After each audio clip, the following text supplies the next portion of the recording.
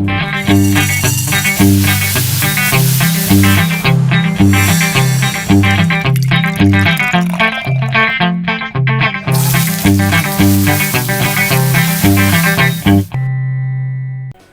Welcome to Priyanka's kitchen. आज मैं आपको बताऊंगी कि कीटो चने कैसे बनाए जाते हैं। ये बहुत ही हेल्दी और साथ में यमी भी होते हैं। बहुत ही सिंपल है। इसके लिए जो हमें सामान चाहिए, इसके लिए हम ले लेंगे बारीक कटा हुआ करी पत्ता, प्याज, मिर्ची आप अपने स्वाद अनुसार लें और लहसुन। ये आप काले चने रात भर पानी में भिगो दें, उसके बाद इसका पानी निकाल दें और इसको अब हम बॉईल करेंगे।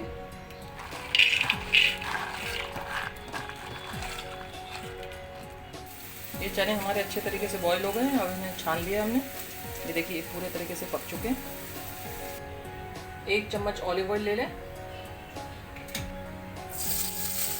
कड़ी पत्ता, हरी मिर्च,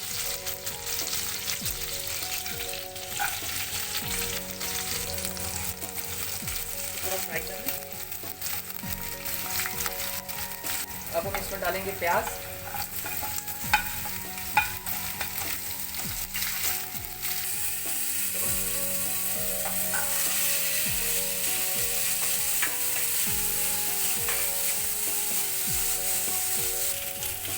इसमें डालें 1 चम्मच चाट मसाला, काला नमक, जीरा पाउडर और लाल मिर्च।